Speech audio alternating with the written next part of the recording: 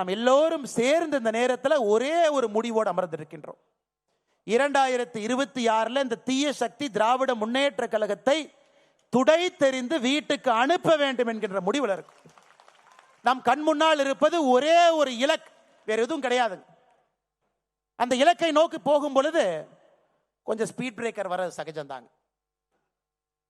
அதனால் நம்ம ஸ்பீட் பிரேக்கரை பார்த்து அது ஸ்பீட் பிரேக்கர்னு பேசுறதை விட, அந்த ஸ்பீட் பிரேக்கர் எதுக்காக வருதுன்னா, அங்கே வண்டியினுடைய வேகத்தை குறைத்து சரியான திசையில் போறமான சரி பண்றதுக்கு தான் அந்த ஸ்பீட் பிரேக்கர் வருதுன்னு நீங்க எடுத்துக்கணும்.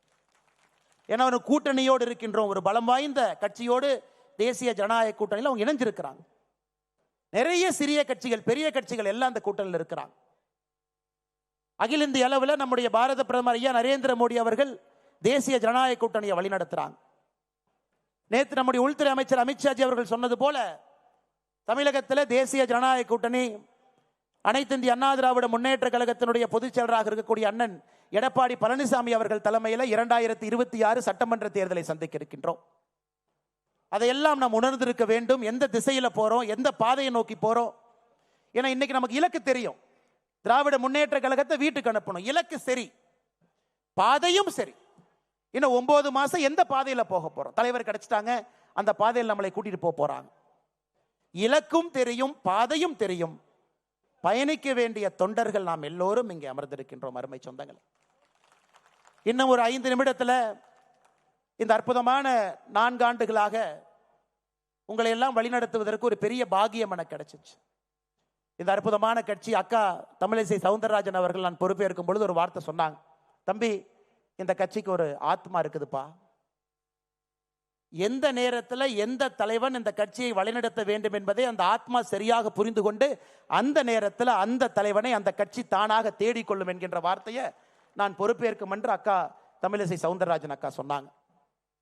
இன்னைக்கு இந்த நேரத்தில் ஏப்ரல் 12ஆம் தேதி 2025 இந்த கட்சி தன்னை வழிநடத்தக்கூடிய தலைவன், அந்த ஆத்மாக்கள் எல்லாம் சேர்ந்து ஒரு தலைவரை இன்னும் ஒரு 5 நிமிஷத்தில் அடையாளம் காட்ட போறாங்க.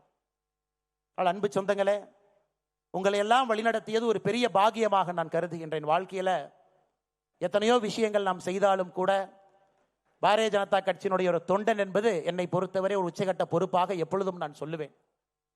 அற்புதமான மனிதர்கள் இருக்கக்கூடிய கட்சி, எதையும் எதிர்பார்க்காம பணி செய்ய மனிதர்கள் இருக்கக்கூடிய கட்சி, உயிரை கொடுத்து வேலை பார்ப்பவர்கள் இருக்கக்கூடிய கட்சி, யார் தலைவராக வந்தாலும் முழு மனதாக ஏற்றுக்கொண்டு அவர்களோடு பயணம் செய்யக்கூடிய கட்சி. இந்த நேரத்தில் 2021 மே மாசத்துக்கு நான் போறேங்க.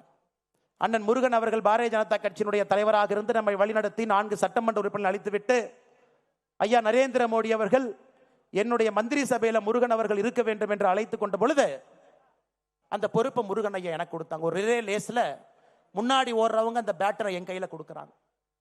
நான் வந்த பொழுது உங்க யாருக்கு என்னை தெரியாது. உண்மையை சொல்ல வேண்டும் என்றால் என்னை விட தகுதி வாய்ந்தவர்கள், திறமை வாய்ந்தவர்கள் இந்த மேடையில மட்டுமே 99% மக்கள் என்னை விட திறமையானவர்கள், தகுதியானவர்கள் இந்த மேடையின் மீது அமர்ந்திருக்கின்றார். அப்பொழுது நிறைய தொண்டர்களுக்கு கூட என்னை தெரியாது.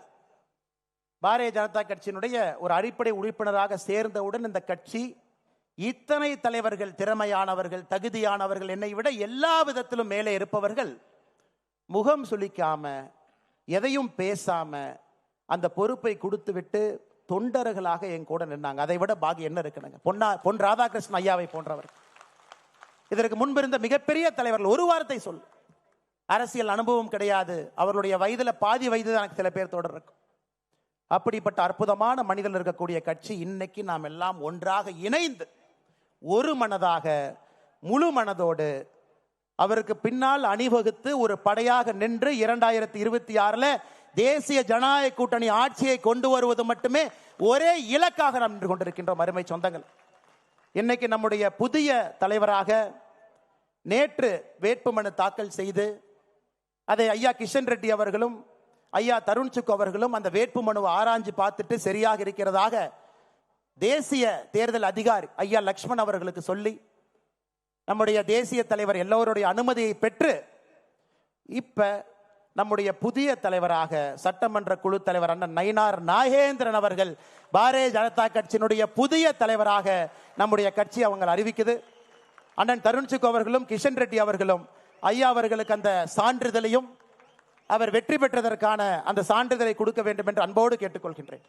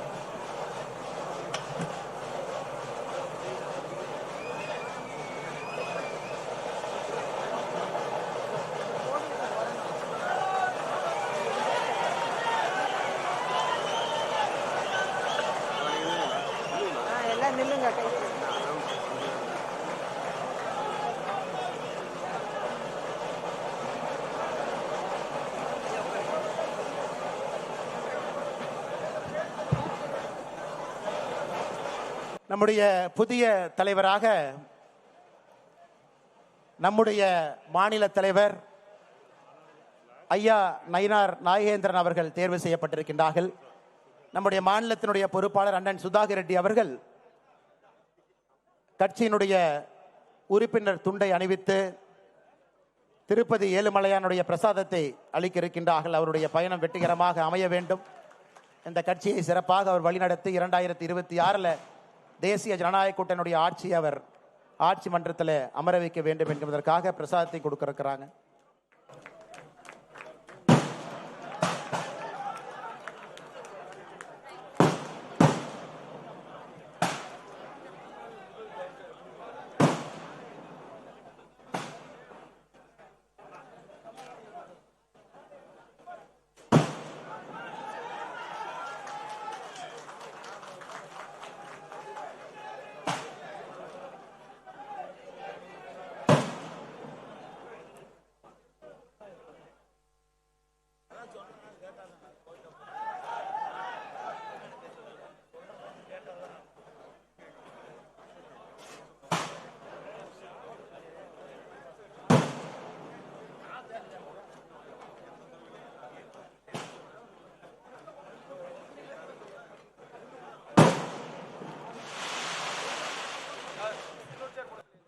அன்பு சொந்தங்களே, நம்முடைய மாநில தலைவராக தேர்ந்தெடுக்கப்பட்டிருக்கக்கூடிய அண்ணன் நயினார் நாகேந்திரன் அவர்களுக்கு உங்கள் வாழ்த்துக்களையும் மேடையில் இருக்கக்கூடிய எல்லோருடைய வாழ்த்துக்களையும் இந்த நேரத்தில் உரித்தாக்கிக் கொள்கின்றேன்.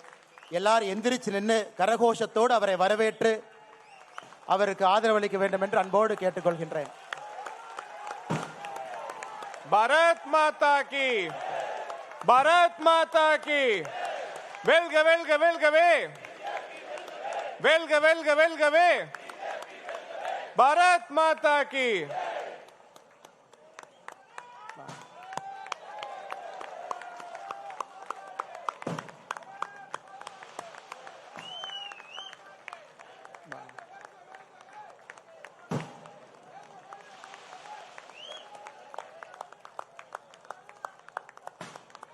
ஐந்து முறை தேர்தல் களத்தில்